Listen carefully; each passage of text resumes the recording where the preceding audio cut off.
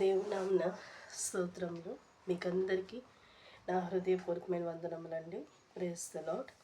చాలా సంతోషం దేవుడి దినాన వీడియో చేసుకోవడానికి, ఈ విధంగా దేవుని మాటలు చెప్పడానికి సహాయం చేశారు. అందుని బట్టి స్తోత్రములండి. మలాకి గ్రంథం 4వ అధ్యాయం 2వ వచనం చూద్దాం. అయితే నా నామమందు భయభక్తులు గలవారకు మీకు నీతి సూర్యుడు ఉదయించును, అతని రెక్కలు ఆరోగ్యము కలుగచేయును గనుక మీరు బయలుదేరి క్రవ్విన దూడలు గంతులు వేయినట్లు గంతులు వేయుదురు. ఇక్కడ మనం చూస్తే అతని రెక్కలు ఆరోగ్యము కలుగచేయును. ఎవరి రెక్కలండి? దేవుని రెక్కలు.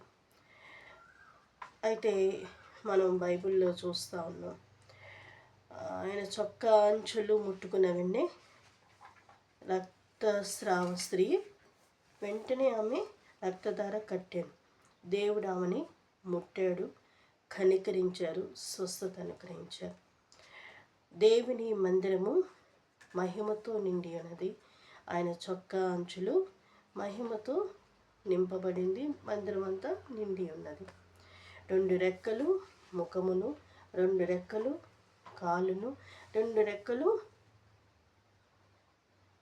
యెహోవా పరిశుద్ధుడు పరిశుద్ధుడని దూతలు గాన ప్రతిగానాలు చేస్తున్నాయని మనం బైబిల్లో చూస్తూ ఉన్నాం. కాబట్టి మనం చూస్తూ ఉన్నాము.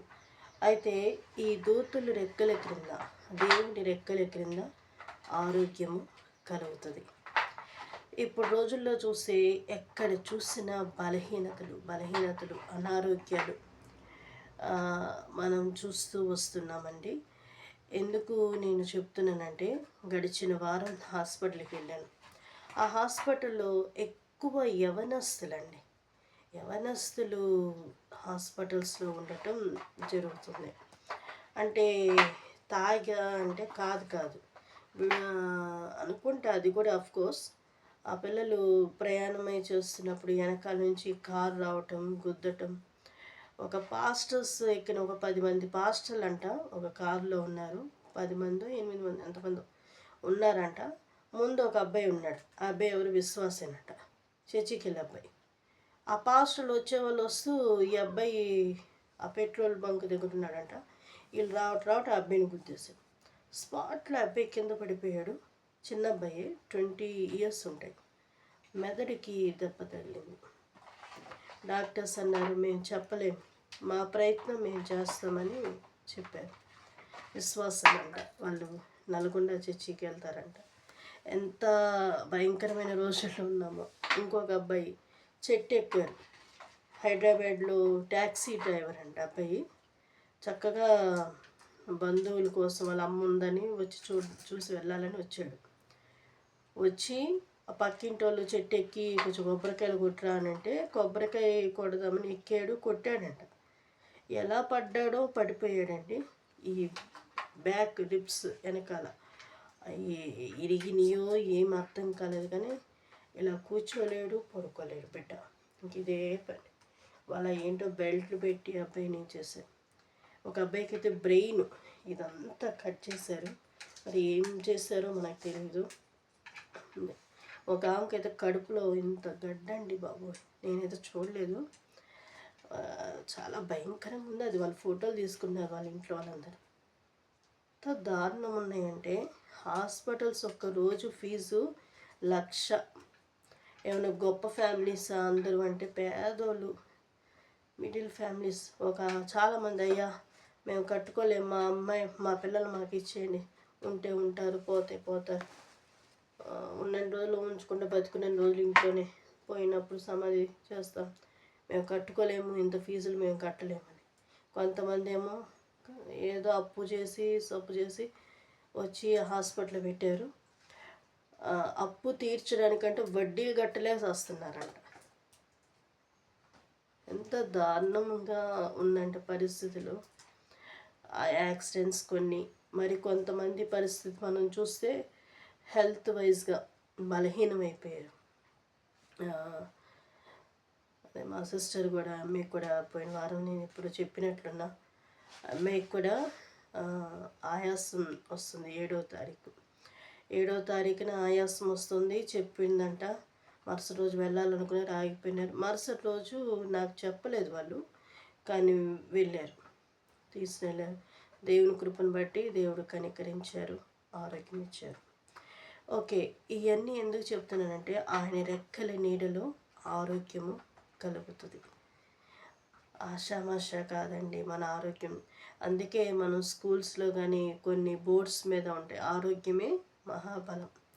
ఆరోగ్యంగా ఉంటేనే మనుషులు ఎవరైనా కూడా హెల్తీగా ఉంటారు. ఆరోగ్యం సరిగ్గా లేదనుకోండి, ఏ మనిషి అయినా కూడా బలహీనమైపోతారు. ఇప్పుడు నాకు కూడా హెల్త్ బాగాలేదు, థైరాయిడ్ ఎక్కువైపోయింది. చాలా అది చెప్పుకోలేను నేను. నొప్పులు వస్తాయి, కాలు చేతులు నొప్పులు వస్తాయి. ఈ ఇక్కడ ఏమంటారు, ఉండలాగా తిరుగుతుంటుంది. ఆకలేసి ఈరోజు నేను ప్రేయర్ అయిపోయిన వెంటనే ఆవకాయ పచ్చడి వేసుకున్నాను. దాంట్లో ఆవపిండి వేస్తాడు కదా, ఆవపిండి అస్సలు తగలకూడదు, ఆవాలు తగలకూడదు. తినటం వల్ల వెంటనే నాకు రియాక్షన్. ఎందుకు చెప్తున్నానంటే మన హెల్త్ మన చేతిలోనే ఉంది. కూర ఉంది, చేస్తున్నారు.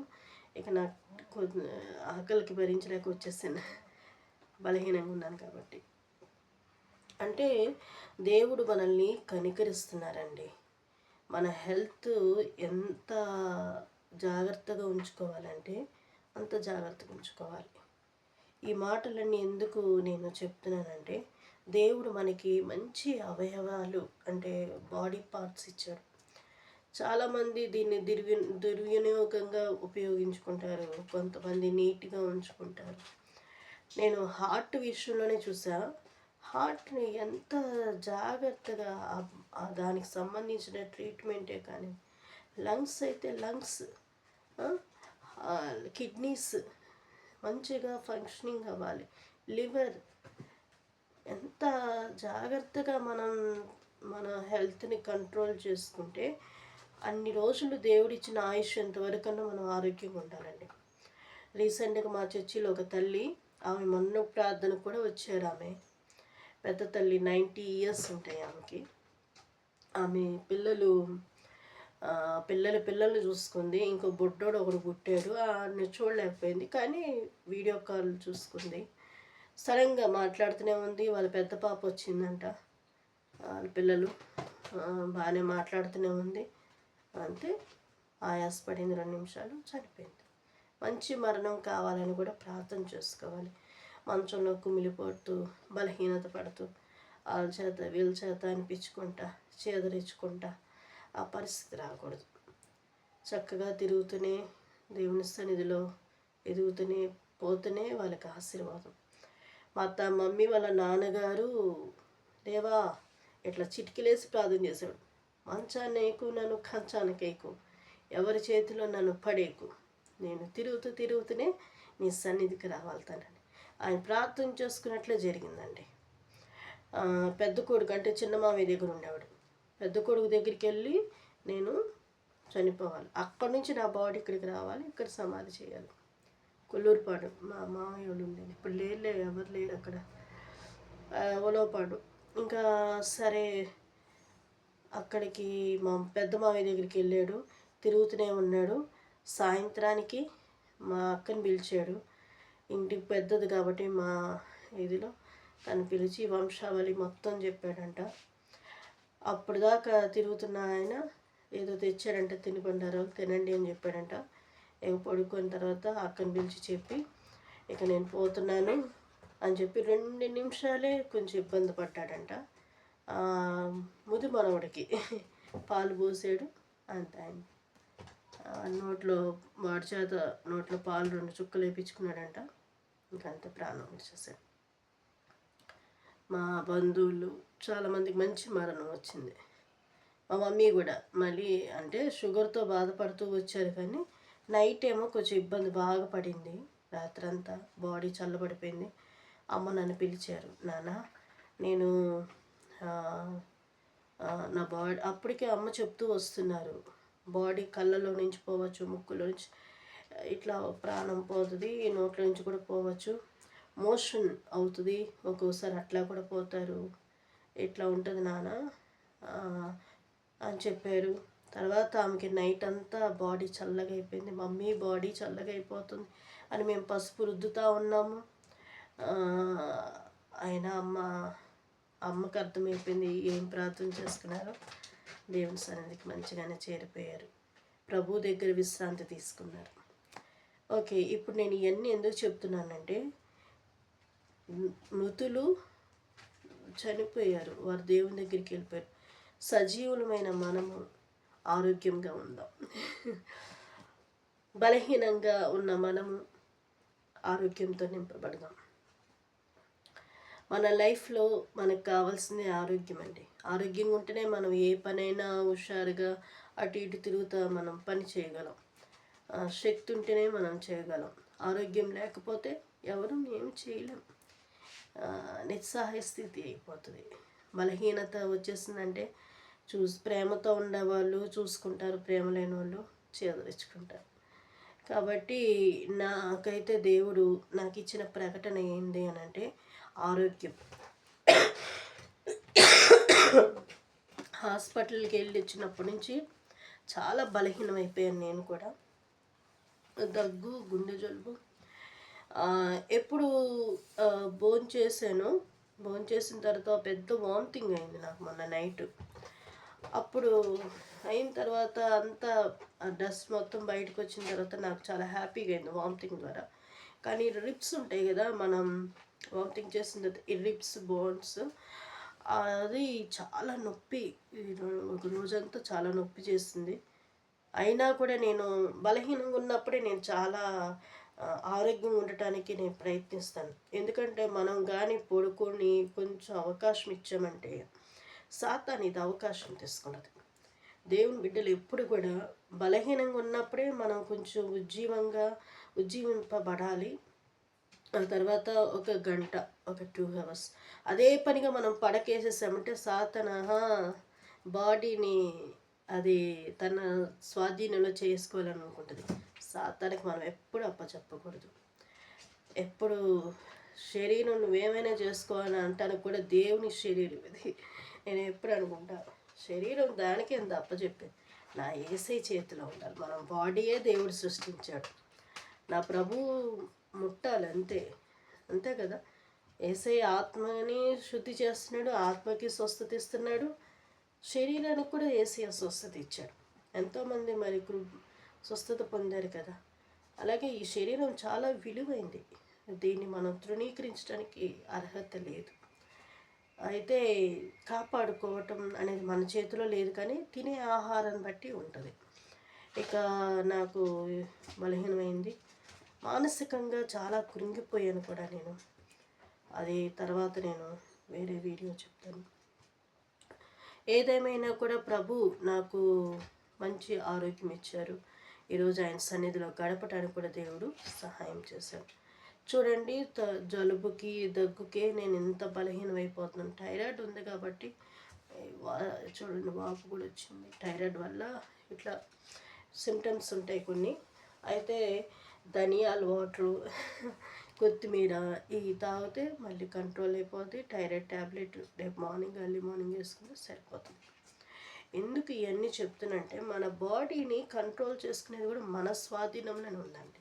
కొన్నిసార్లు మన చేతిలో ఉండదు. మన ప్రాణం కూడా, మన శరీరం కూడా మన చేతిలో ఉండదు. అంటే మనమే ఉంటాం కానీ మనం చేసుకోలేని పరిస్థితి అయిపోతుంది.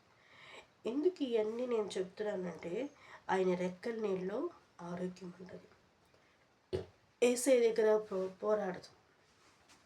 ప్రభా ఆరోగ్యం దయచేయండి, ఆరోగ్యం దయచేయండి యేసయ్య. ఆరోగ్యంగా ఉన్నారనుకోండి, ఎంత పనైనా చేయగలుగుతారు, ఆరోగ్యంగా తిరుగుతారు, సంతోషంగా ఉంటారు. మానసికంగా కూడా ఏ ఇబ్బంది కూడా లేకుండా హ్యాపీగా ఉండటానికి దేవుడు సహాయం చేస్తాడు. అలాగే మనం బైబిల్లో మనం చూస్తూ ఉంటే ఆరోగ్యంతో ఉన్నవాళ్ళు ఎలా ఉంటారండి? క్రొవ్విన దూడలు గంతులు వేయినట్లు గంతులు వేస్తారు. ఇప్పుడు రోజుల్లో ఈ విధంగా ఉండాల్సిన యవనస్తులు మంచాల్లో, హాస్పిటల్స్లో భయంకరమైన పరిస్థితిలో ట్రీట్మెంట్ ఇస్తున్నారు. మనం ప్రార్థన చేద్దాం. ఎందుకంటే యవనులారా, మీరు బలవంతులు. మీ యవన కాలం ప్రభువుని సంతోషపెట్టాలి. వాళ్ళు ఓకే అప్ అండ్ డౌన్స్ అవుతాయి, అయినను మీరు దేవుని నామాన్ని స్మరించుకోండి. యవనస్తుల క్షేమం కొరకు మనం ఒక్కసారి ప్రార్థన చేద్దామండి. ఎందుకంటే బిడ్డలు ఆరోగ్యంగా ఉండాలి. చేతికొచ్చిన బిడ్డలు చనిపోతే తల్లిదండ్రులకి ఎంత బాధ, చాలా దారుణం. కాబట్టి చనిపోకూడదు. యవనస్తుల ఆరోగ్యం కొరకు యవన ఆడపిల్లలు కూడా వాళ్ళకుండే ప్రాబ్లమ్స్ వాళ్ళకు ఉంటాయి. ప్రార్థన చేద్దాం. పరిశుద్ధులైన దేవా, ప్రేమాస్వరూపి నీకు స్తోత్రం. దేవా, యవనస్తులైన బిడ్డల కొరకు ప్రార్థన చేస్తున్నాం.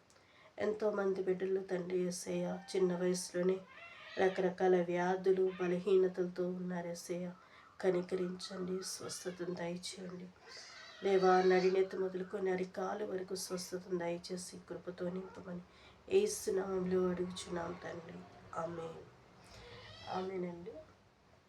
అలాగే ఇంకొక ప్రార్థన మనం చేసుకుందాం.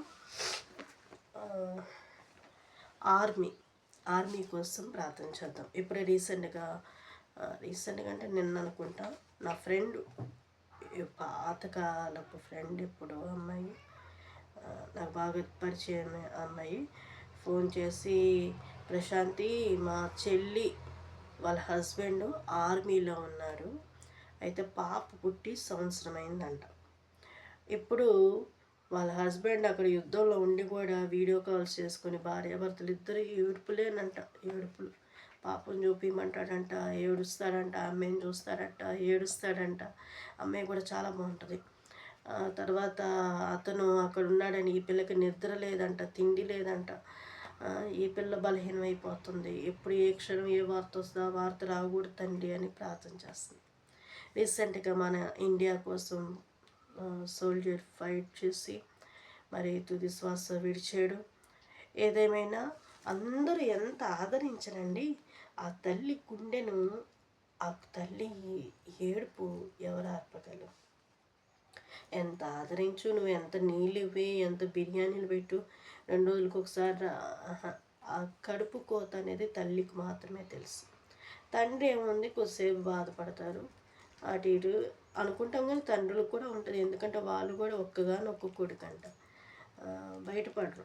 ఉంటుంది కదా కన్నబిడ్డ, చిన్న వయసు, దానికోసం ఎంతో తను ఫైట్ చేసి, దానికోసం ఎంతో తను స్టంట్స్ నేర్చుకొని రన్నింగ్ చేసి, ఆ కాలు ఇలా ఎత్తడానికి ఆ చిన్న వీడియో పెట్టారు. కాళ్ళు ఇలా పట్టేసింది, మళ్ళీ అయినా ప్రయత్నించి ఎంత పోరాడాడు ఆ పిల్లోడు. కానీ చాలా బ్యాడ్. కానీ ఏదేమైనా ఈ ఆర్మీ వాళ్ళ కొరకు ప్రార్థన చేద్దాం. నేనన్నా వాళ్ళ దేశం కోసం కదా వెళ్ళింది, అందుకే కదంటే, ఎంత వెళ్ళినా ప్రశాంతి బిడ్డ ఉంది కదా ఆడపిల్ల అని చెప్పినప్పుడు వాళ్ళు ఏమవుదులే దేవుడు ఉన్నాడు అని చెప్పి ఇక చెప్పాల్సి వచ్చింది. ప్రార్థన చేద్దాం. ఆర్మీ వాళ్ళు యుద్ధం చేస్తున్నారు. ఇండియన్ ఆర్మీస్కి ఎటువంటి ప్రమాదం చేయకూడదు. పసిపిల్లలతో ఉన్న వాళ్ళు ఉన్నారంట. ప్రార్థన చేద్దాం. స్తోత్రం స్తోత్రం స్తోత్రం. పరిశుద్ధులైన దేవా, ప్రేమ స్వరూపిణికి స్తోత్రం తండ్రి. అయ్యా, ఇండియా ఆర్మీ తండ్రి అక్కడ పోరాడుతున్నారు యుద్ధంలో తండ్రి, ఎవరు ప్రాణాలు పోకూడదు తండ్రి. అలాగే నాకు తెలిసిన అమ్మాయి, ఆ పాప మేరీ తండ్రి, ఆ బిడ్డ కుటుంబాన్ని కూడా మీరు ఆశీర్వదించండి. భర్త యుద్ధంలో ఉన్నాడు తండ్రి, చంటి బిడ్డను ఉన్నది తండ్రి, ఎంతో వేదనతో ఉన్నారు. ఎస్ఏ ఆ బిడ్డ కుటుంబాన్ని ఆదరించండి. భర్త క్షేమంగా యుద్ధం జయించుకొని ఆ బిడ్డ రావాలి. ఎస్ఏ దేవా, మంచి న్యూస్ వినాలే కానీ బ్యాడ్ న్యూస్ వినకూడదు తండ్రి. ఇలా ఎంతోమంది ఉన్నారు ఎస్ఏ ఆర్మీలో తండ్రి, కనికరించండి. ఆ బిడ్డలు యుద్ధంలో జయించి దేవా తిరిగి క్షేమంగా ఇంటికి నడిపించండి. తల్లిదండ్రులకు నెమ్మది దయచేయమని యేసునామములో అడుగుచున్నాం తండ్రి. ఆమేన్, ఆమేన్. మన దేశం కోసం వాళ్ళు పోరాడుతున్నారు, దేశం సరిహద్దుల్లో ఉన్నారు. అయితే వారి నిమిత్తమై మనం ప్రార్థన చేయాలి. బైబిల్లో ఉంది కదా, యుద్ధం వాడి జ్ఞానం బట్టి కాదు, వాడి ఇదిని బట్టి కాదు, కానీ దేవుడు అనుగ్రహం లేకపోతే ఏది కూడా జరగదు. సో ఇండియా ప్రజలు ఆర్మీలో ఉన్నవారు దేవుడు వాళ్ళని కాపాడాలి, వాళ్ళ కుటుంబాలను కూడా ఆదరించాలి. రీసెంట్గా పెలగ్రామ్ ఆ అమ్మాయి మనం వీడియోస్ చూసాము. వాళ్ళ హస్బెండ్ పెళ్ళయి 6 days మాత్రమే అయినా భర్త చనిపోయాడని ఎంత దుఃఖం. ఆ రోజు ఏడ్చారు, చాలామంది చూశారు, బాధపడ్డారు, వీడియోస్ తీశారు, అమ్మాయి దగ్గర ఇంటర్వ్యూస్ తీసుకుని. ఇప్పుడు ఈ అమ్మాయి ఏ పరిస్థితిలో ఉందో కూడా ఎవరికి తెలీదు. తను మానసికంగా ఎంత కృంగిపోతుందో కూడా ఎవరికి తెలీదు. ఏదో ఎంతవరకు ఆదరిస్తారమ్మా, నువ్వు మళ్ళీ తర్వాత ఒక మ్యారేజ్ చేసుకున్నా కూడా ఫస్ట్ కదా, అది పోదు. చాలా బాధ ఉంటుంది. కాబట్టి మనం ప్రార్థన చేద్దాం. ఎంతోమంది ఇలాంటి అమ్మాయిలు భర్తను కోల్పోయి అసలు పెళ్లి చేసేది ఎందుకండి? భర్త తోడు ఉండాలి జీవితాంతము. తను ఉంటే ఏ దుష్టుడు కూడా రాడు. భర్త తోడు ఉండాలి. ఎవరినో మీడియేటర్గా పెడతారా భర్తకి భార్యకి మధ్యలో మీడియేటర్స్ కానీ ఇట్లా ఉండరు కదా. ఏదన్నా అవసరం బట్టి పరిస్థితులను బట్టి ఉంటారు కొన్ని పరిస్థితులు. ఇక్కడ వైఫ్ అండ్ హస్బెండ్ దేనికి దేవుడు పెట్టాడు ఆ బంధాన్ని అంటే అది దేవుడు నియమించిన అనాథ సంకల్పమే. వివాహమైన వాళ్ళు కుటుంబాలు కట్టబడుతున్నాయి. దేవుడు చక్కగా వాళ్ళని ఒక కుటుంబాన్ని ఇచ్చాడు ప్రేమించి. అది వాళ్ళు బాధ్యతగా, అది పిల్లలకంటూ ఒక బాధ్యత, పిల్లల్ని పెంచడం ఒక బాధ్యత, భార్యను చూసుకోవటం ఒక బాధ్యత, భర్తను చూసుకోవటం ఒక బాధ్యత. ఆ కుటుంబం ఉన్నవాళ్ళు వాళ్ళ బాధ్యత ధర్మాలు వాళ్ళు చేసుకోవాలి. అయితే పెళ్ళి చేస్తారు, ఆడపిల్లలకి మంచి ఫ్యూచర్ కావాలి, జీవితకాలం అంతా ఉండాలి అని చేస్తారు. కానీ అతనే పోతే ఎలా ఉంటుంది? అమ్మాయికి ఇంకా పిల్లలు లేరు కాబట్టి సరిపోయింది. పిల్లలు ఉన్నవాళ్ళు అలాగే లైఫ్ అలాగే కొనసాగిస్తున్నారు కదా, ఎట్లా జీవితం జరిగిపోతుంది అనుకోండి. కానీ ఆ తోడు ఉంటే ధైర్యం అనేది ఉంటుంది కదా ఆడపిల్లలకి, మగపిల్లలకైనా. వాళ్ళకి కూడా మనసు ఉండదా? ఉంటుంది. సో మనం ప్రార్థనలు చేద్దాం. వివాహమై కూడా కొంతమంది దరిద్రులు ఉంటారు. భార్యను ఉంచుకొని ఇంకొక దాన్ని చూసుకోవటం, ఇంకొక దానికోసం కష్టపడతారు, బిడ్డల కోసం కష్టపడరు. ఇటువంటి వాళ్ళు ఉన్నారు. వాళ్ళ మనసులు మార్చబడాలి. అలాగే వివాహమైన ఈ భర్తలను కోల్పోయిన వాళ్ళకి దేవుడు ఆదరణ దయచేసి, దేవుడు ఏమన్నాడు, నేనే వాళ్ళకి భర్తనై ఉంటాను. క్రైస్తవులకైతే, హైందువులకైతే పాపం వాళ్ళకి కూడా దేవుడే ఉన్నాడు. కాబట్టి మనం ప్రార్థన చేద్దాం. స్తోత్రం పరిశుద్ధుడైన దేవా, ప్రేమస్వరూపి నీకు స్తోత్రం తండ్రి. అయ్యా వివాహమై కూడా తండ్రి భర్తను కోల్పోయిన వాళ్ళు ఎంతోమంది ఉన్నారు ఏసయ్య. ఆ బిడ్డల మనస్సుల్ని ధైర్యపరచండి, ధైర్యంతో నింపండి అయ్యా తండ్రి. ఆ కుటుంబాన్ని మీరు ధైర్యంతో నింపండి ఏసయ్య. అలాగే ఏసయ్య వివాహమై తండ్రి అనేక మంది అక్రమ సంబంధాలతో ఉన్నవాడిని కూడా విడిపించండి. బాధ్యత ప్రేమ కలిగిన వారి కుటుంబాలను నడిపించుకోవడానికి సహాయం చేయండి తండ్రి. మీరే కృప చూపించమని యేసు నామములో అడుగుచున్నాం తండ్రి. ఆమేన్, ఆమేన్. దేవుడి కృప చూపిస్తున్నందుకు స్తోత్రములు. అలాగే ఇంకా మనం అప్పులండి. హాస్పిటల్స్ వచ్చిన వాళ్ళందరూ అప్పులు తీర్చుకోలేక ఏడుస్తున్నారు.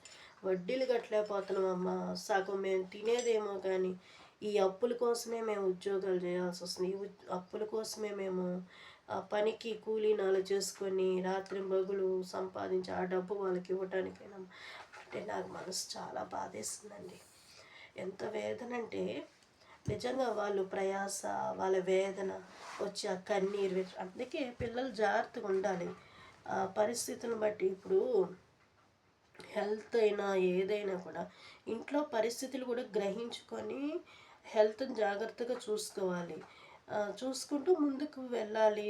ఏది పడితే అది తొందరపడి వెళ్ళటం కానీ, తొందరపడి గొప్పోళ్ళంటూ వాళ్ళకి ఏదైనా ఓకే.